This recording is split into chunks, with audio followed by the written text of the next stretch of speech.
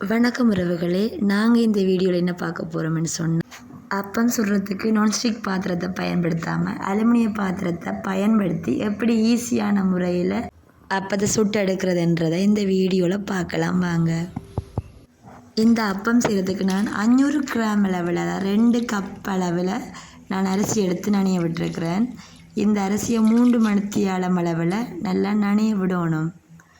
அதுக்கு பிறகு mixie cup எடுத்து அரிசியை நல்லா தண்ணியை வடிச்செடுத்த பிறகு மிக்சி கப்பில் போட்டு மாவாக்க போகிறேன். நல்லா அரைக்கணும். நல்லா மிக்சியில் அரைச்சிட்டு அரிசியை நான் மாவாக்கி எடுக்கிறேன். அரிசி மாவா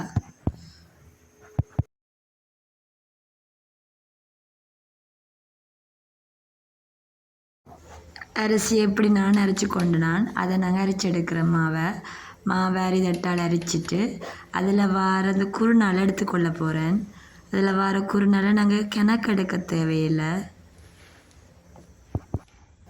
எப்படி இந்த குறுநாளை எடுத்துக்கொள்ளணும்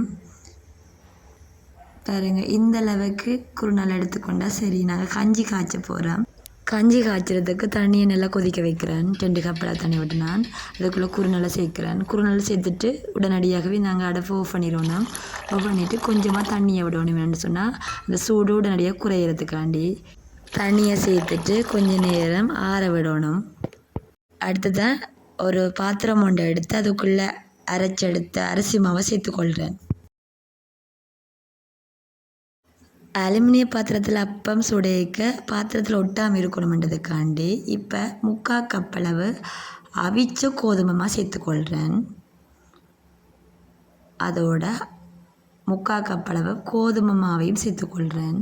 இப்போ காய்ச்சி வச்ச அந்த கஞ்சி ஆறி இருக்கும். அதில் இருக்கிற தண்ணியை இன்னொரு பாத்திரத்துக்குள்ளே வடிச்செடுக்கணும். எங்களுக்கு இந்த தண்ணி தேவையில்லை. அவிஞ்ச அந்த குறுநாள் மட்டும்தான் தேவையாக இருக்குது. அரிசி குறுநாள் தான் எங்களுக்கு தேவை.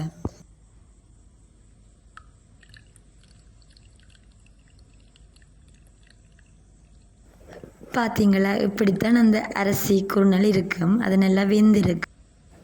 இந்த அவிஞ்ச குறுநாளை தான் நாங்கள் மாவுக்குள்ளே சேர்க்க போகிறோம்.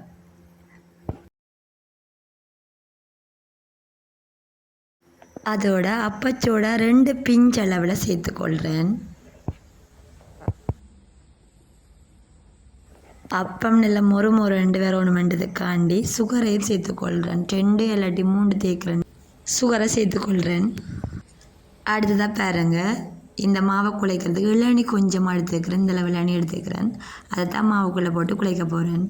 இளநியும் விட்டு குழைக்கலாம், தேங்காய் பாலும் விட்டு குழைக்கலாம். இளநி விடுறது நல்லா, ஏன்னா உடனடியாக புளிச்சு வரும்.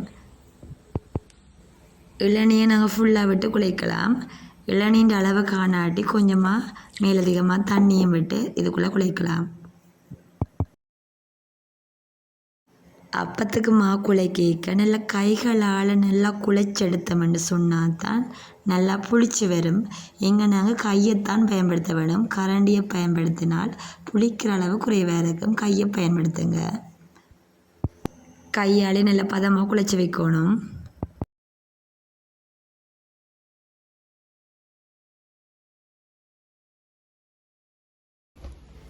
இந்த பதத்துக்கு குழைச்சி வைக்கணும். நல்லா தண்ணியாக ஆகக்கூடாது, நல்ல இறுக்கமாகவும் இருக்கக்கூடாது. இந்த பதம் ஓகே. இதை குழைச்சிட்டு புளிக்க வைக்கிறோம். மாவை இரவு குழைச்சி வச்சுட்டு காலையில் மாவை எடுத்து சுட்டுக்கொள்ளலாம். மாவை மூடி உண்டால மூடி வைப்போம்.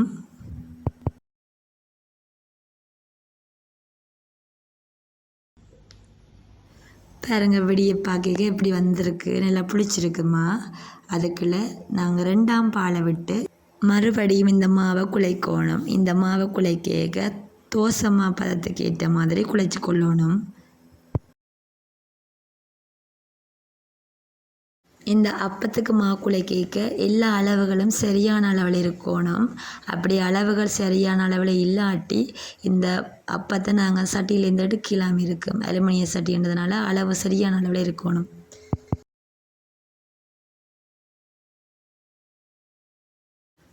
அப்ப மாவுக்கு தேவையான உப்பை சேர்த்துக்கொள்ளுவோம்.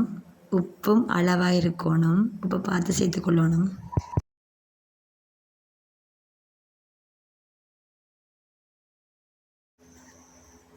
பாருங்க மாவை இப்படி குழைச்சா சரி, இந்த பதம் ஓகே. இதுக்கு பிறகு நாங்கள் அப்பத்தை சுட்டு கொள்ளலாம்.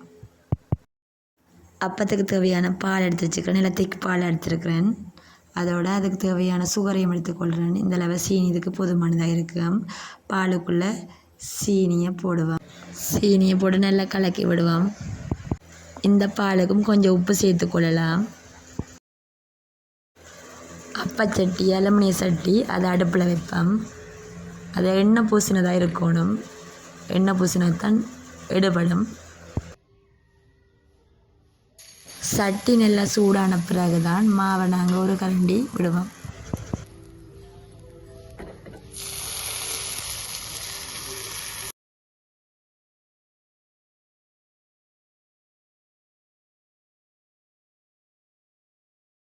அடுப்பு நல்லா சிம்மில் இருக்கணும். இப்போ ஒரு கரண்டி தேங்காய் பாலையும் விட்டுக்கொள்கிறேன்.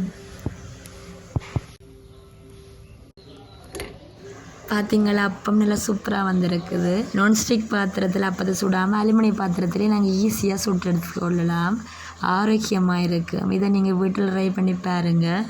இந்த வீடியோ உங்களுக்கு யூஸ்ஃபுல்லாக இருக்கும். யூஸ்ஃபுல்லாக இருந்தால் லைக் பண்ணுங்கள். மறக்காமல் சப்ஸ்கிரைப் பண்ணிவிடுங்க. தேங்க்யூ ஃபார் வாட்சிங்.